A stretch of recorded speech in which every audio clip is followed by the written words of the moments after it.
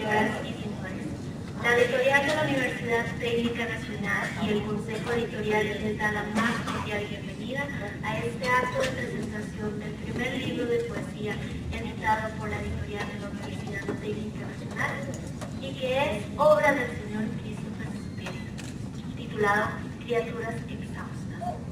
Me permito presentarles a las personas que nos acompañan esta noche en la mesa principal.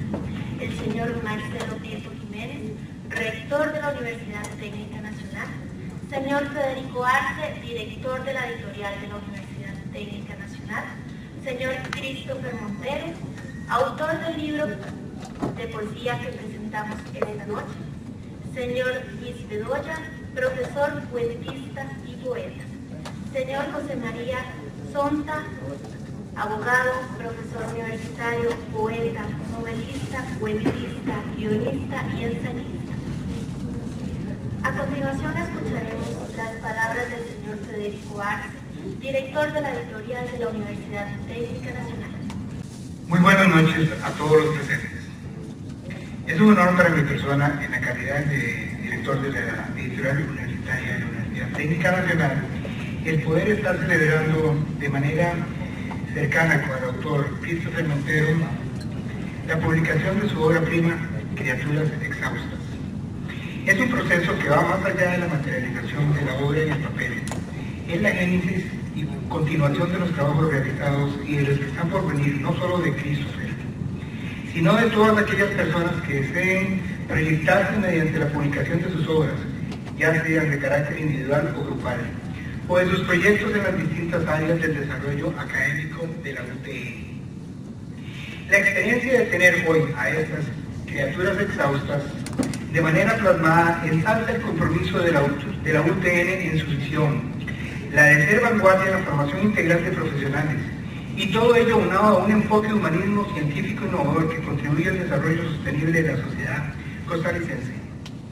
Nuestra Universidad Técnica abriga y acoge a las distintas vertientes intelectuales de la sociedad costarricense, y en este caso específico de la academia propia, de ese semillero con el cual las universidades y las editoriales se nutren para alcanzar y poder verterse en ese devenir que fortalece el norte que hoy la UTN manifiesta sin cesar.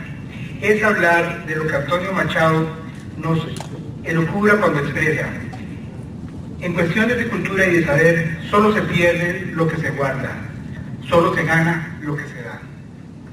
Siendo así, el Consejo Editorial y la Editorial Universitaria, dependencia del Centro de Formación Pedagógica y Tecnología Educativa, agradecen la presencia de todos ustedes e invitan a la comunidad nacional a acercarse para publicar y a la vez ser partícipes en la construcción de los fines que promulga la Ley Orgánica de la Universidad Técnica Nacional, como lo es uno de ellos, el de crear, conservar, transformar y transmitir el conocimiento en el marco de un esfuerzo sostenido, orientado al mejoramiento integral de la sociedad. No dudamos que la publicación de este libro sea parte de ello. Gracias, Christopher, muchas gracias al público presente y muy buenas noches. Continuamos con las palabras del señor Marcelo Prieto Jiménez, rector de la Universidad Técnica Nacional. Compañeros de la mesa, señor director de la editorial universitaria,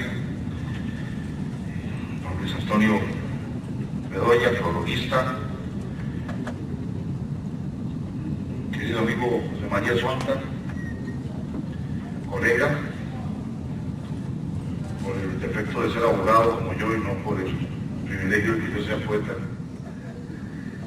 y Christopher Montero, querido compañero de la Universidad Técnica Nacional, cuyo libro presentamos hoy. Para la editorial de la Universidad Técnica Nacional, la más joven de las editoriales universitarias de Costa Rica, como la Universidad Técnica es la más joven de las universidades públicas del país, es un gratísimo honor presentar como su segundo volumen, como su segunda producción, Criaturas Exhaustas de Christopher Montero.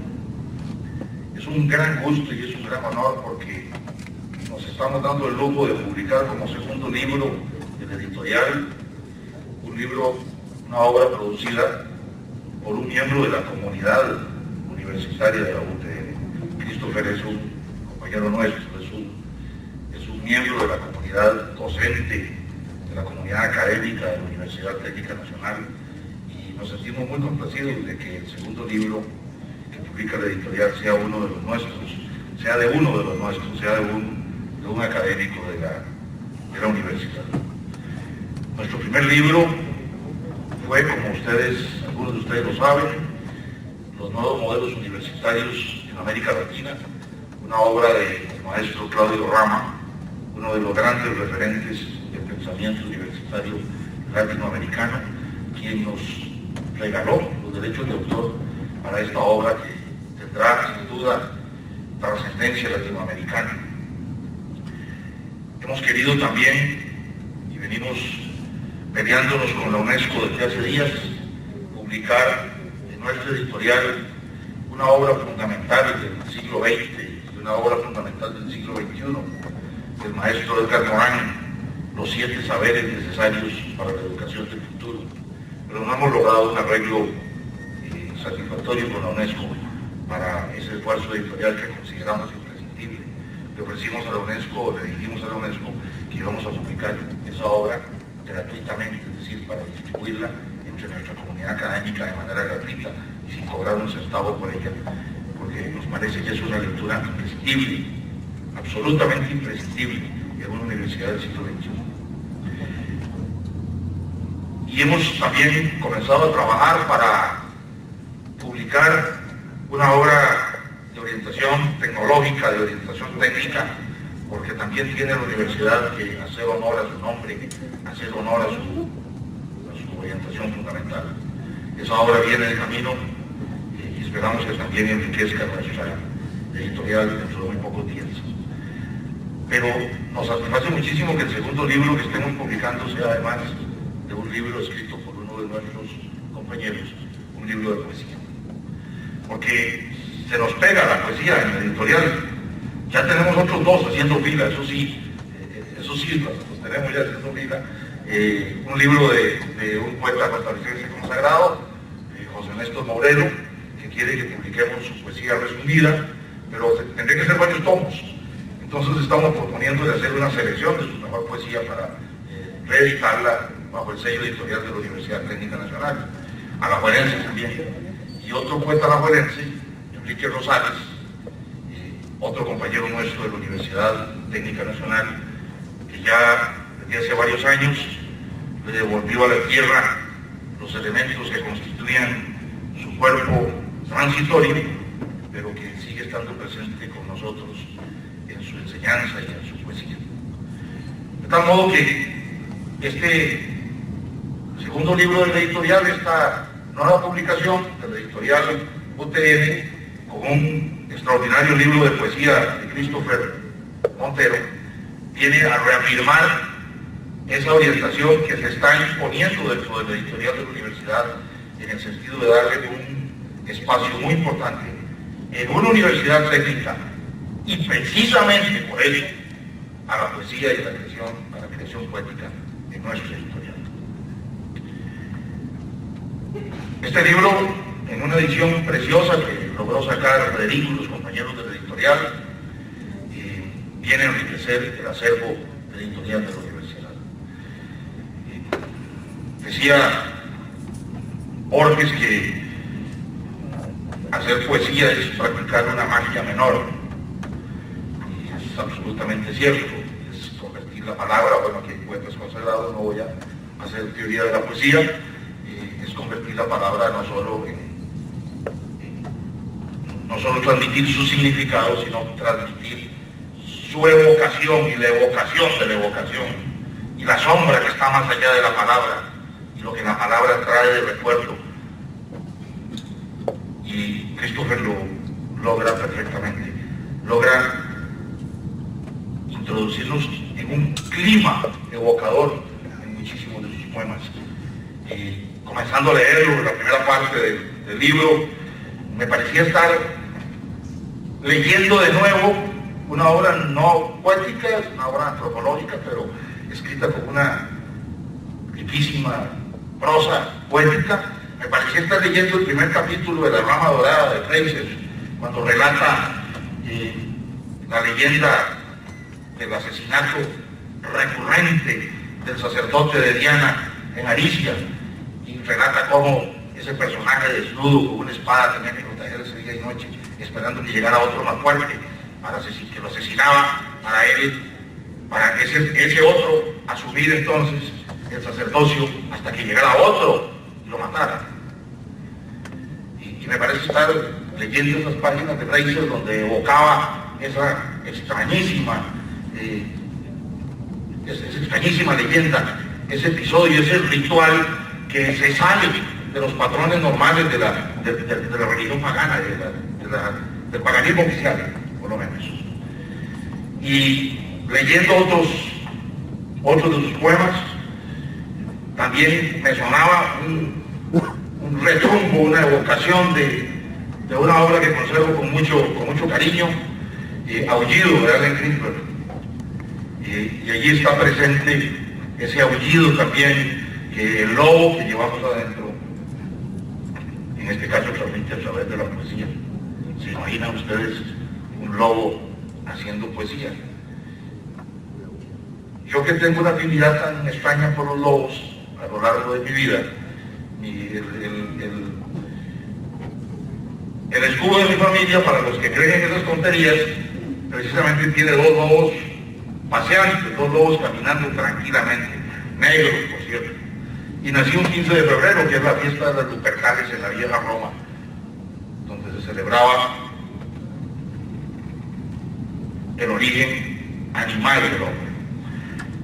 Y entonces me encuentro muy satisfecho con un libro de poesía que termina diciendo en un poema extraordinario que se llama Tierras cómplices o biopedagogía, que existen tierras cómplices y ninguna ahuyenta a los lobos.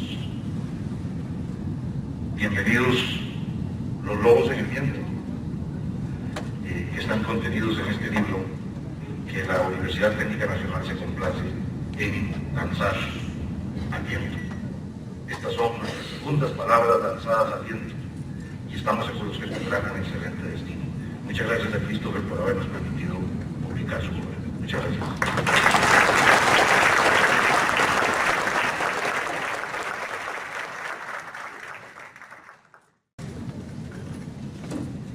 El señor Luis Bedoya procederá a presentar el prólogo del libro Criaturas Exhaustas.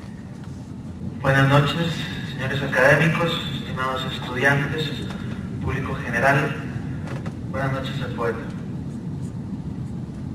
De entrada, debo hacer una aclaración importante.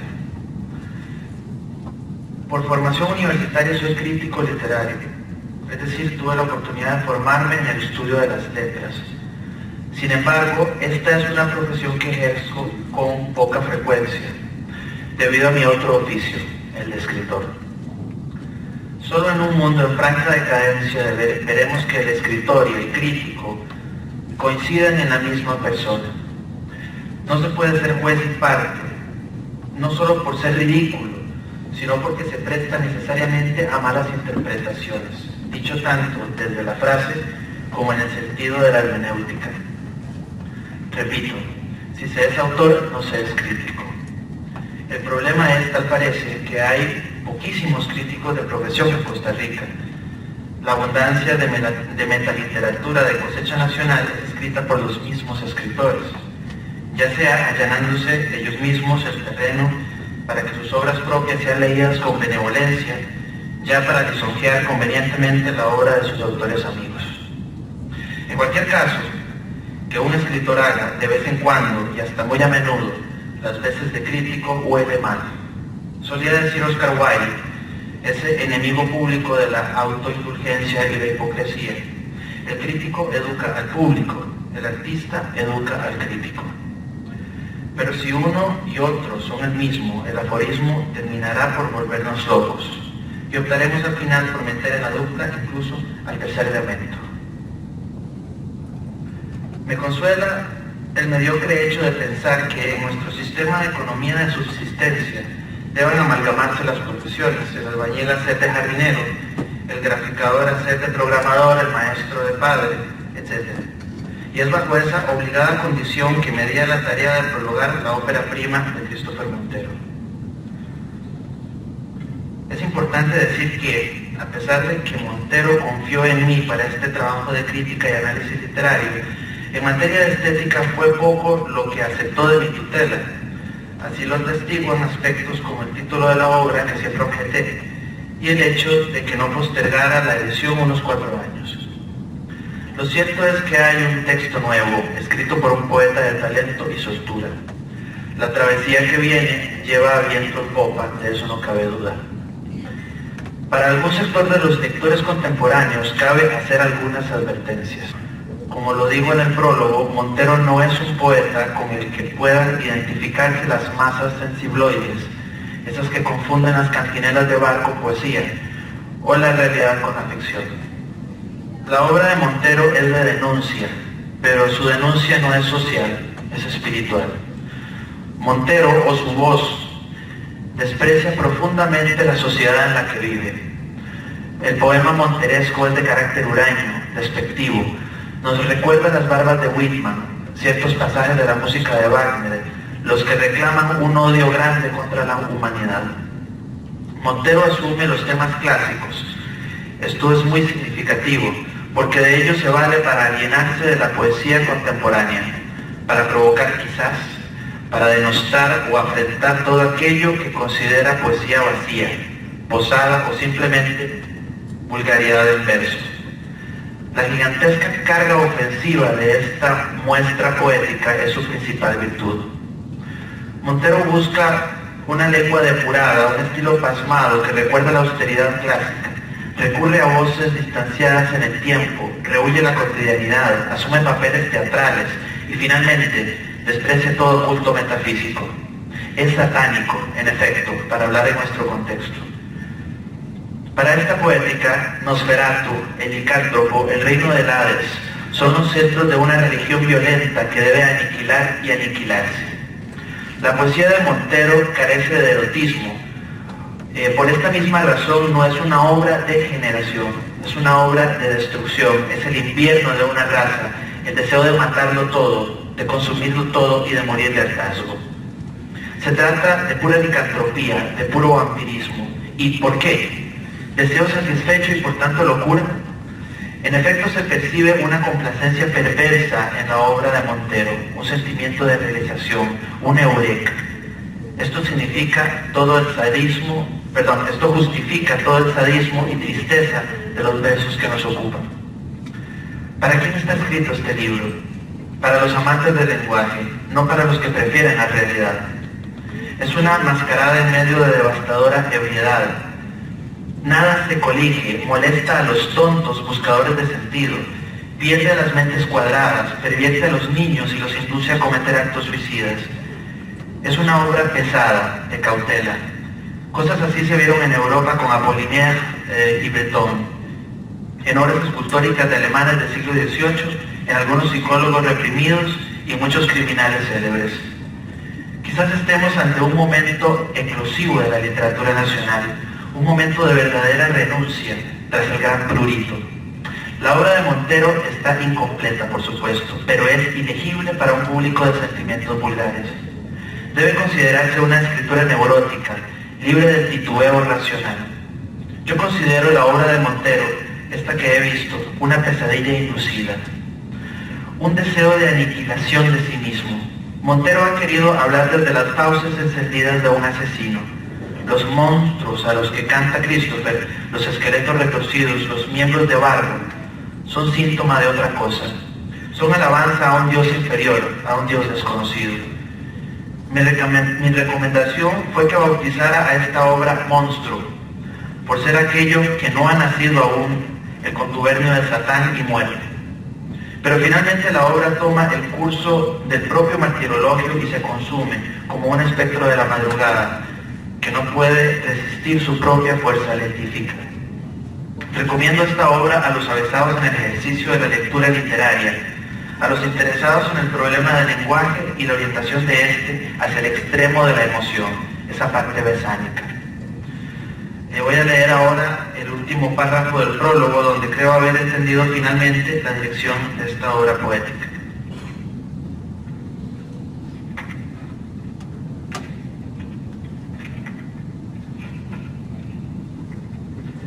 La poesía de Montero nos recuerda ese potente deseo de rechazo y abyección contra nosotros mismos.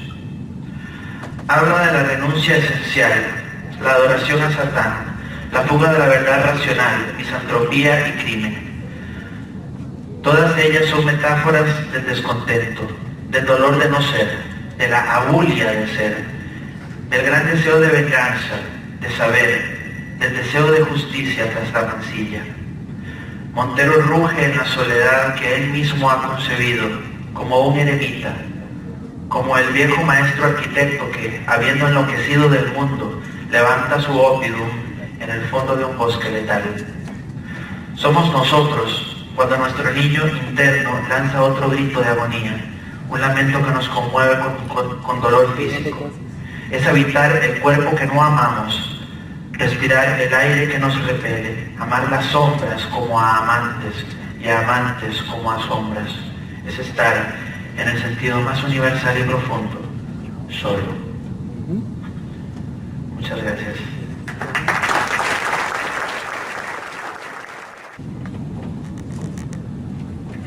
Continuamos con don Christopher Montero, autor del libro.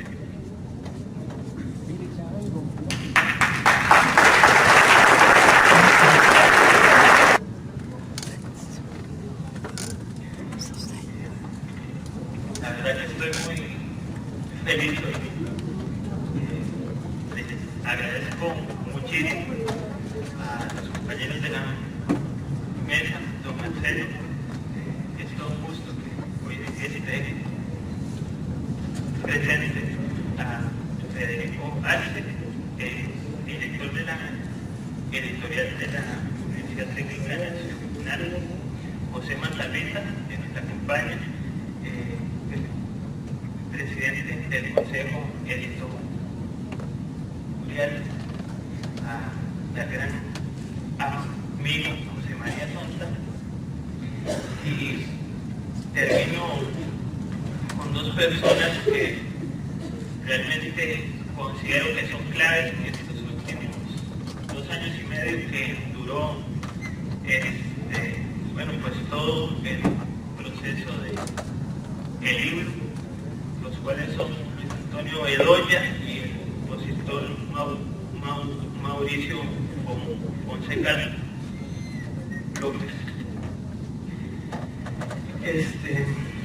Que en realidad hoy no sabía mucho como qué era lo prudente para las palabras, y pues quise hacer un poco, contarles un poco cuál es la estética filosófica a la que me siento cerca. Entonces pues voy a empezar mis palabras. Ser poeta ha sido mi única decisión en libertad, y esto es paradójico, ya que también es un gran merodeador que nos busca para desfallecer. Así, de esta forma, la poesía tiene un principio que es la moral llama dialógico. En mi caso surge de la mirada del cielo, del silencio. Todas estas son metáforas de la reflexión, una reflexión que pasa por el débil y el sabio. Como dice Borges, entre la vigilia y el sueño. Pienso que la reflexión ha sido desarticulada por el paradigma racionalizador de la modernidad.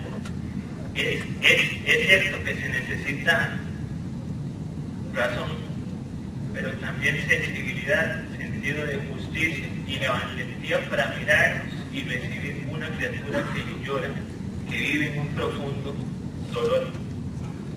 Hay algunas criaturas que utilizamos el pensamiento mágico para resolver por momentos la frivolidad de este mundo que pienso que está mal construido, donde la imaginación ha estado ligada a momentos de barbarie y salvajismo, nunca de civilización.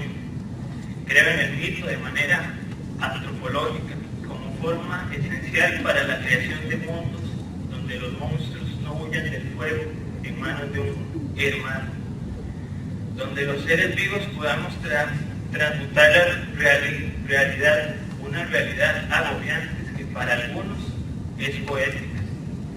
Decir que la realidad poética, a mi entender, es decir que la realidad sea poetizada, que se han deconstruido desde su realidad objetiva, que estamos caminando en la utopía de un mundo posible y que extraño, solo desamparo veo.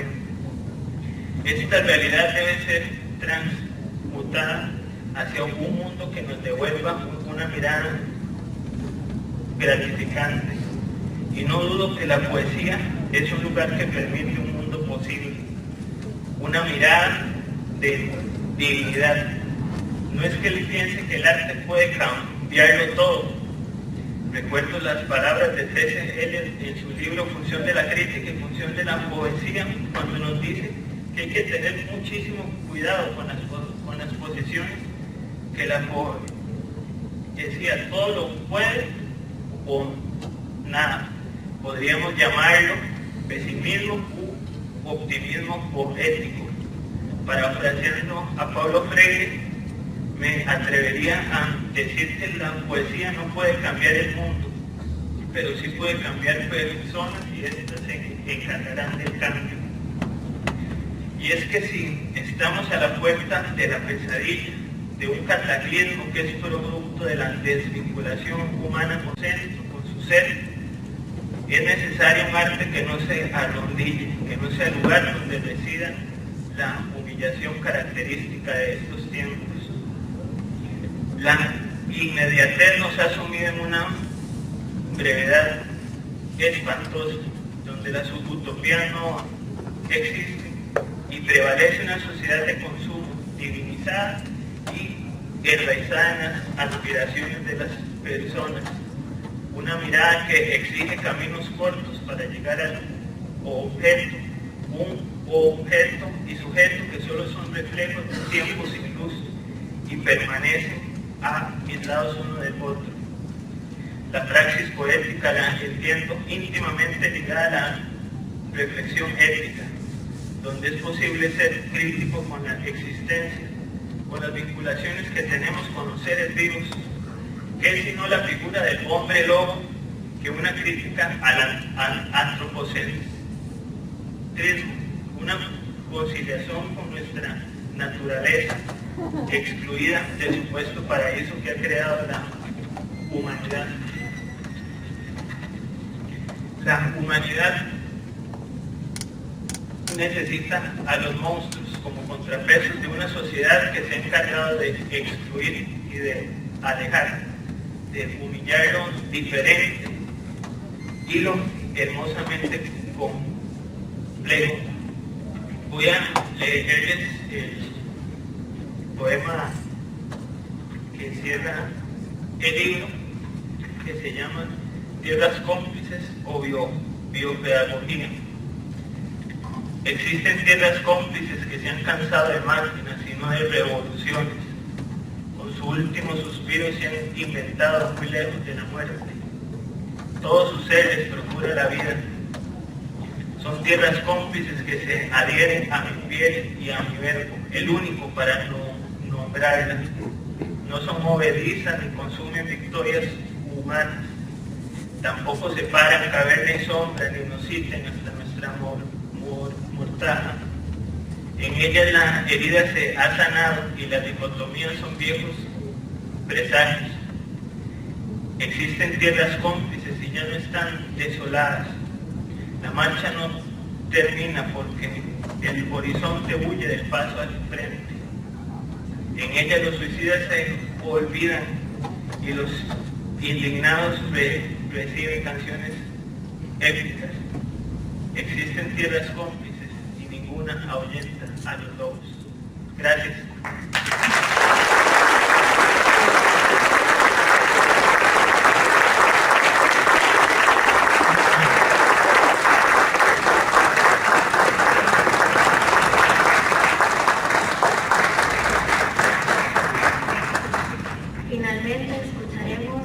palabras del señor José María Sonda.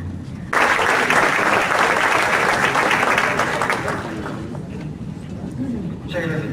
Buenas noches.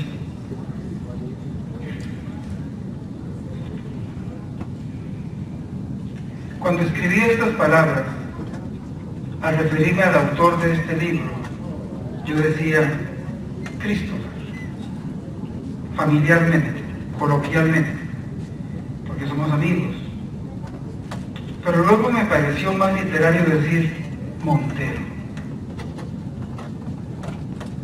Suena más a poeta, suena más serio.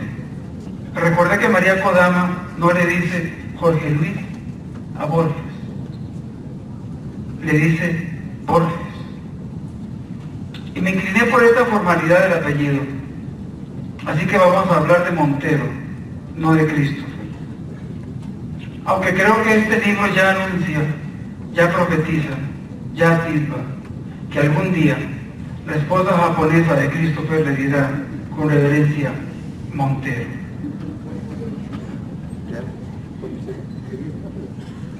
El atleta entrena durante muchos años, el poeta entrena toda la vida.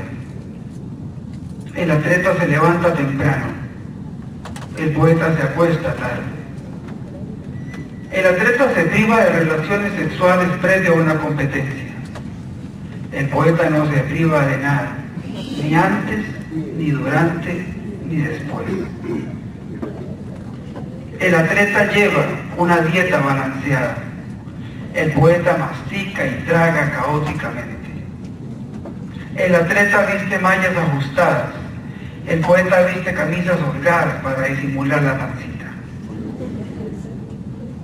El atleta tiene resistencia. El poeta no ofrece resistencia a una mirada que lo derrota. El atleta tiene fuerza. El poeta es débil por naturaleza y usa esa debilidad para derrotar tormentas y gigantes. El atleta es veloz. El poeta es lento, porque sabe que un buen amante hace lo mismo que un mal amante, pero despacio. El atleta es ágil y el poeta es torpe. Apenas puede desabotonar una blusa. Si lo ponen a abotonarla, se enreda.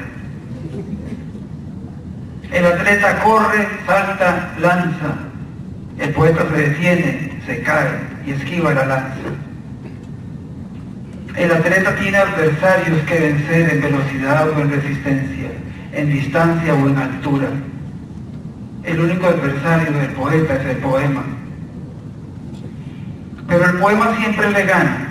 El poema es el campeón y el poeta el aspirante, el retador. El atleta puede ser un profesional. El poeta siempre será un aficionado. El atleta mide su rendimiento. El poeta se mide cuando cae rendido. El atleta tiene su maratón. El poeta tiene su moretón. El atleta salta las vallas. El poeta se estrella contra las vallas. El atleta levanta los brazos en señal de triunfo. El poeta lanza sus brazos en un abrazo. Pero un día, el poeta llega primero, por una nariz, por una palabra o por un beso, y gana la medalla. Lo normal es que el atleta gane la medalla por ser el primero. Si el poeta la gana, es porque es único. Es el caso de Montero. Escribir este libro es una machada. Hace falta ser terco, cabezota, ser un quítate que voy, pero también sensible, consciente del valor de la poesía en este mundo de máquinas, de tabletas y monitores. Dicen los sufis que la riqueza de la poesía se revela cuando un lector le encuentra interpretaciones que el propio autor no previó. Entonces los poemas no se escriben, se leen. Y estos poemas de Montero tienen colores distintos según la hora, según el lector y según el estado de ánimo al leerlos. Cuando yo los leo, escucho los hornos calentarse, los caballos galopar y los dioses reírse de nuestros sueños. En criaturas exactas, pero yo le voy a decir criaturas para ahorrar un poco de tiempo. En criaturas no todo es lo que parece, pero es un libro sincero, brutalmente honesto. Cada poema tiene esa gota lúcida, rebelde, que provoca la inundación y el libro se llena de oleajes, de peces amarillos, naufragios y faros.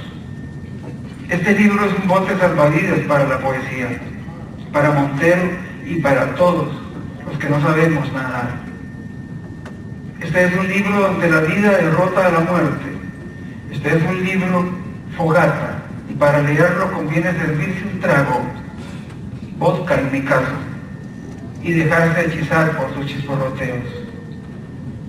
Este libro es una resurrección, es un mover la piedra que tapa la tumba y salir. Este libro era un ángel antes de ser libro, ahora es un trozo de papel humano, por eso es capaz de llorar y reír con la misma sinceridad. Este libro era un horizonte antes de ser libro, por eso sus celajes, sus nubes anaranjadas. Este libro era un condenado a muerte antes de ser libro, por eso sus pataleos en el patíbulo negándose a morir.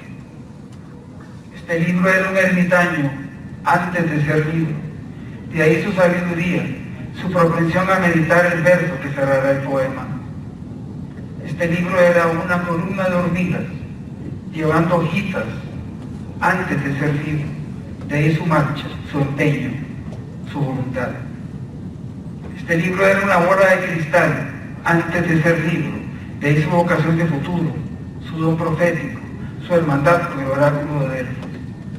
Este libro era un hombre enamorado antes de ser libro, de ahí su pasión, sus estremecimientos, su energía. Este libro era el único tiburón plateado en el mar antes de ser libro, de ahí su persecución por la sangre.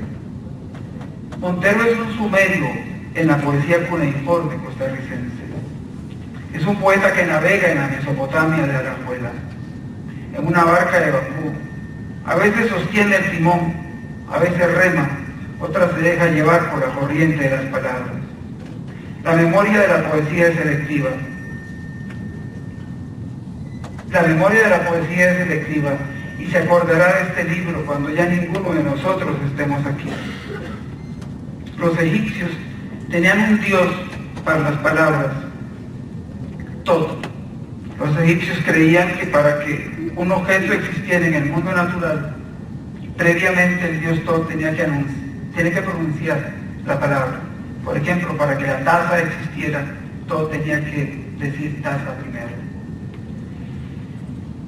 Pues bien, este libro, Criaturas, descubre realidades poéticas que no existían antes de que Montero las nombrara. Voy a poner 3 ejemplos con 3 poemas. Aún no existes, te pienso, eco de la creación, implacable mujer, última derrota de mi falange. Llegarás, la madera no se percatará, quebrarás el hierro, la aurora, las creencias sobre el amor. Luego el poema que se llama Atia, que Christopher le dedica a su madre. Siempre hay que quedar bien con las mamás. Estos poemas son peligrosos por eso.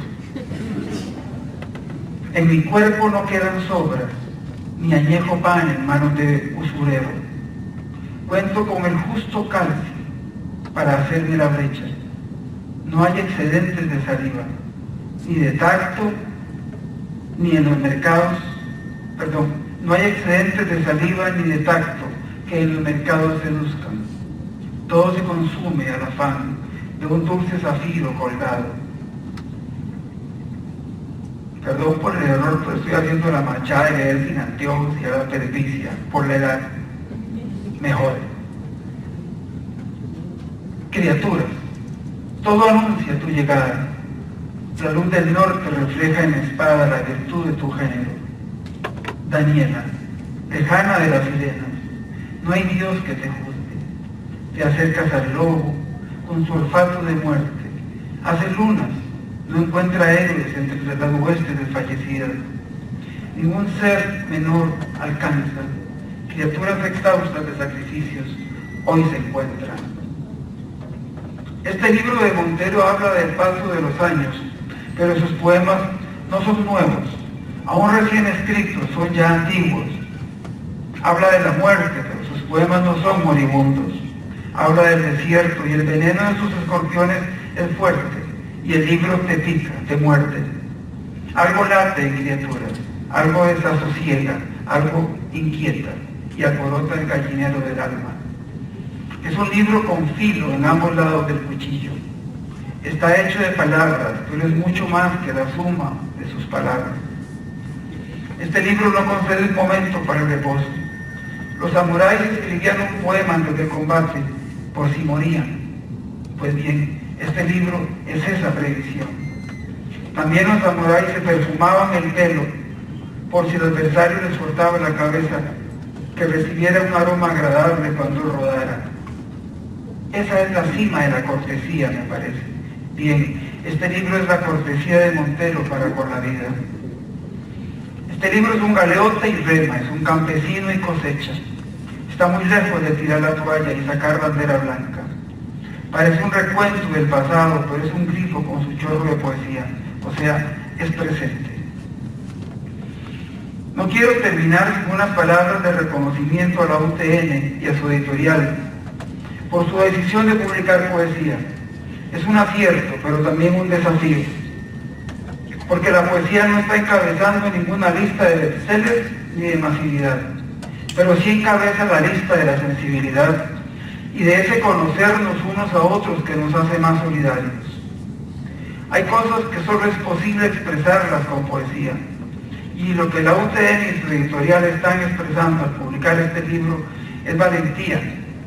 Es que no reman a favor de la corriente, sino con la contracorriente más terca y más sensible. En estas presentaciones el editor suele ser eclipsado por la obra, pero en esta ocasión hay que felicitarlos, porque le han puesto una flor en el ojal a la abuela. Algún día Montero se habrá ido, todos nos habremos ido, pero los poemas que se leen en este libro seguirán resonando en el universo, como lucecitas cuánticas, como luciérnagas cuánticas. Y eso gracias a que una vez a este atleta y a este poeta tuvieron la idea, el acuerdo de escribir poemas. Y así va este libro encontrándose y extraviándose por los caminos de la poesía, hasta que encuentra el puente que va de la vida a la muerte, y respira hondo y lo cruza. Como los grandes libros, como los grandes amores, como los grandes locos, como los grandes exploradores, como Montero. Gracias.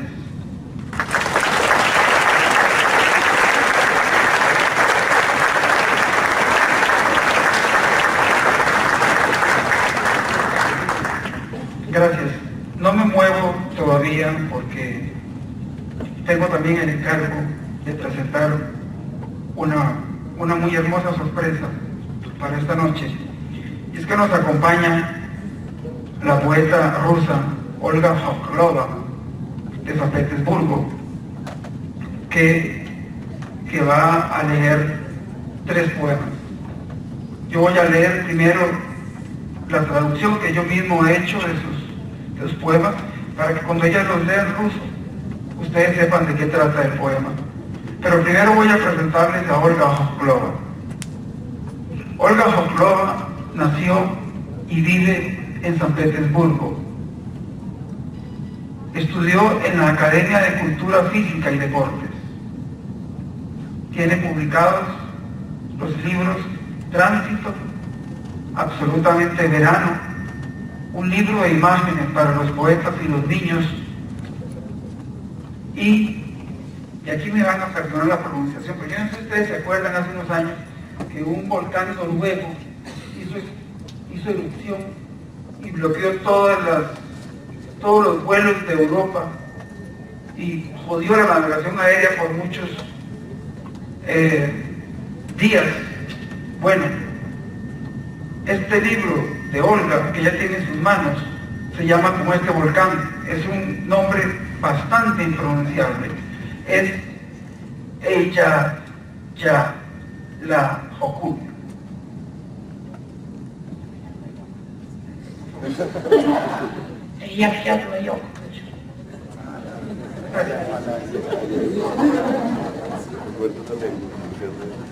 Ya decía yo que estaba jodido. Entre los premios literarios, Olga Jorlova recibió el primer premio en el concurso Borochinski, que es ganadora del torneo de poetas en Koktebel. Es el premio Ana Akhmatova, que aquí entre paréntesis es probablemente el premio más importante de la literatura rusa, es como recibir el Cervantes en español. Tiene el premio San Petersburgo Joven, y ella es creadora y directora del Teatro Marionetas en San Petersburgo, que se encarga de integrar niños discapacitados a las artes y a la sociedad. Trabaja con el tema de los niños discapacitados.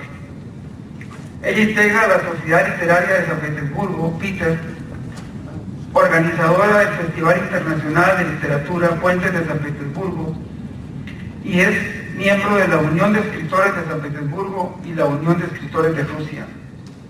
Y ahora entonces voy a leer la traducción al español del primer poema que Olga nos va a decir.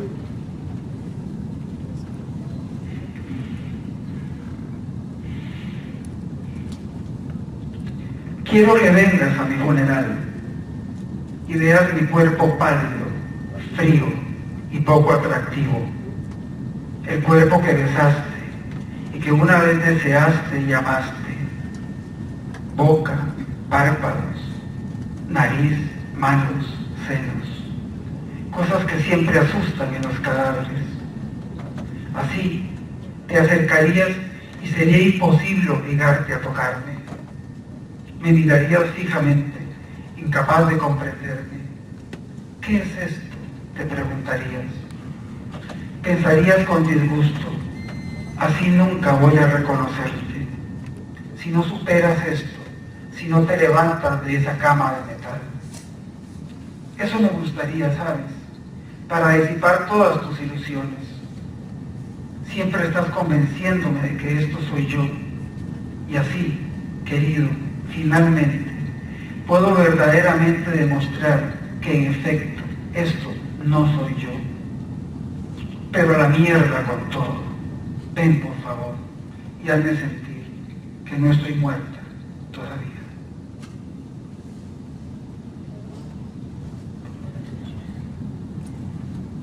Я хотела бы, чтобы вы пришли на похороны и увидели мое некрасивое тело. Тело, которое вы целовали, и как вам когда-то казалось любви. Рот, веки, нос. То, что всегда так пугает в покойниках. Чтобы вы подошли и не сумели заставить себя прикоснуться. Смотрели и не могли понять, что это. Думали с неприязнью, никогда не узнал бы, если бы не знал, что. Я бы хотела, чтобы развеялись ваши иллюзии. Вы всегда убеждали меня, что это и есть я. Так вот, дорогие мои, обломитесь. Это не я. Приходите, пожалуйста, сделайте мне приятное.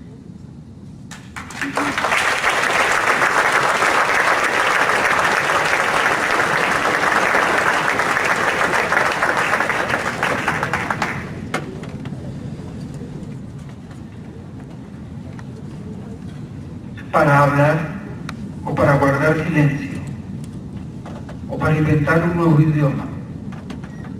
Las tejas sangran sin abrio de un sueño de Montenegro. El frío azul de la bahía refleja una estrella aburrida. Como nada vuelve, nunca volveré. Como el dialecto del insecto, la lengua eslava chirría. Toco la puerta, se abre, he venido a derrumbarme. Para que esta montaña, este aire y esta agua y toda esta vida broten a través de mí eternamente. No mires dentro de mis sueños. Estás equivocado. Antes de nosotros no había nada. Tú también, déjalo ya. No mires.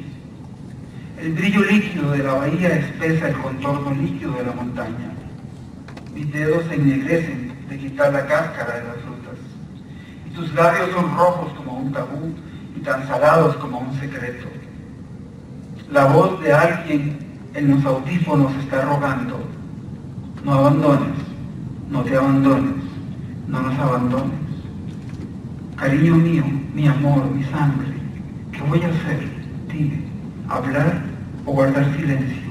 ¿O inventar una nueva vida?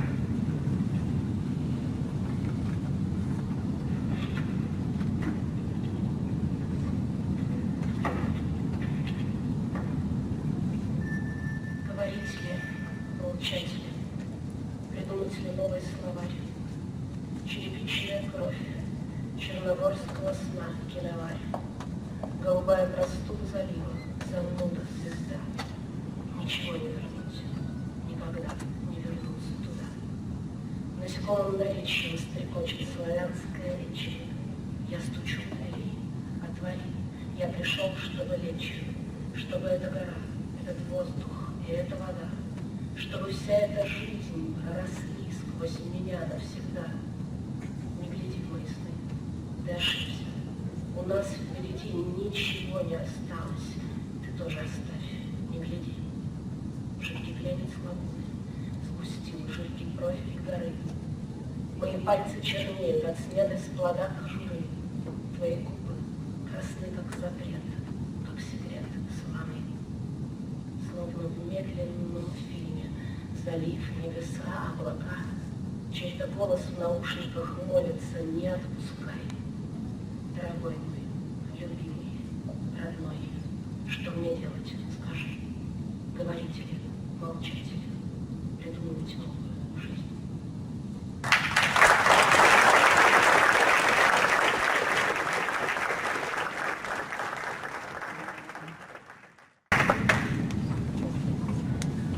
Este lo tradujimos entre los dos.